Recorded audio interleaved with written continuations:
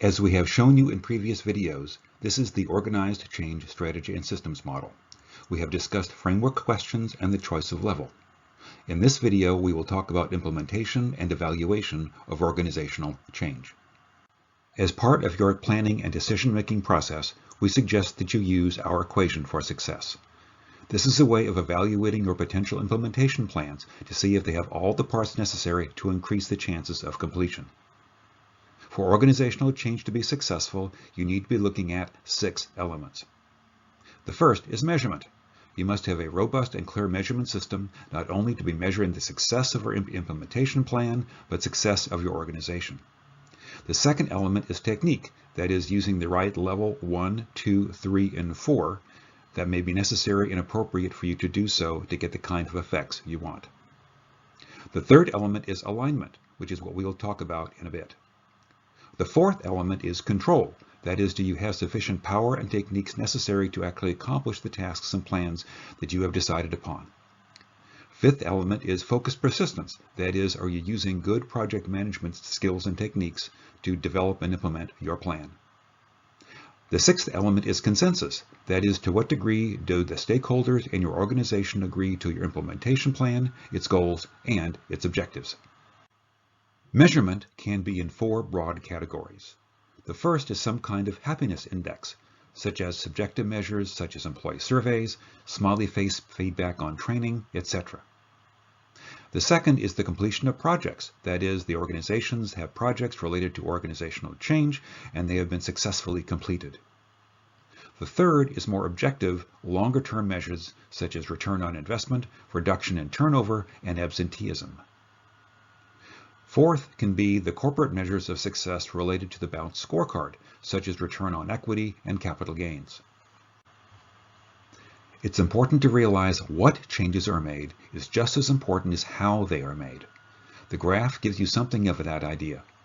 On the x-axis, you can see the severity of a problem based upon the assessment the steering committee does, which can range from low to high. You can also see the y-axis goes from a problem that only affects a few people to a problem that affects the whole company or organization.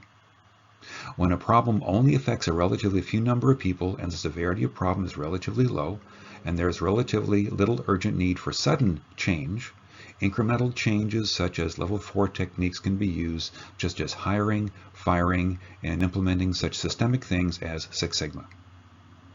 If the severity of the problem affects a fair proportion of the organization and it affects several groups, level 3 changes might be necessary.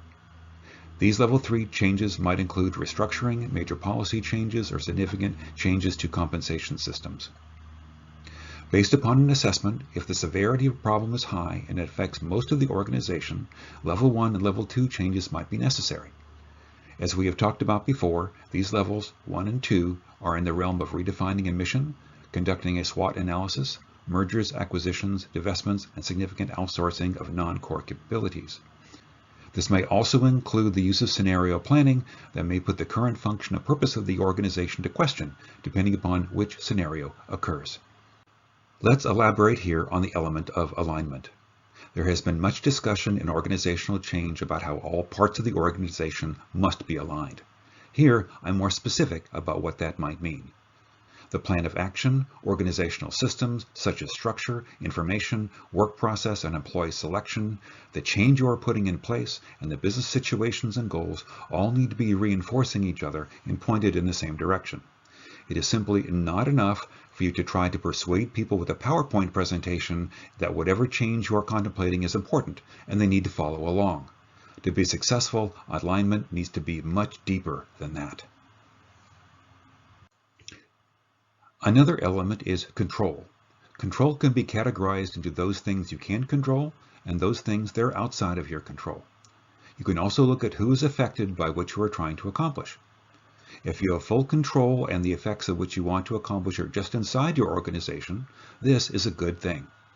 On the other hand, if you need to make an organizational change that is within your control, but people in organizations outside yours are affected, then that has to be taken into consideration. Another situation is where things are out of your control, but your organization is still affected. In that particular case, you can always play the victim or simply try to take advantage of what the situation is or to whatever comes your organization's way.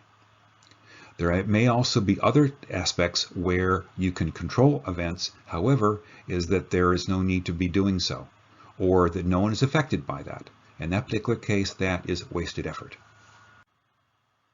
Focused persistence, that is, project management, is a critical factor in organizational change.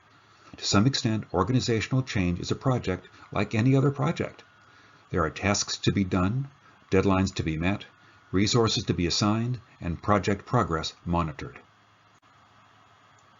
Consensus has been much discussed in the organizational change literature, perhaps too much so. Sometimes there is so much emphasis on gathering consensus that little thought is given to other factors in organizational success, such as measurement, alignment, making the right changes, control, and good project management. The key to consensus is getting the stakeholders deeply involved in change management. As much as possible, they should be included in step 0, that is part of the steering committee that is guiding organizational change. They also can help formulate data gathering, provide information via surveys and interviews. And lastly and not leastly, they can be part of project implementation teams so that even though they are not part of the decision-making process, they can be part of implementation.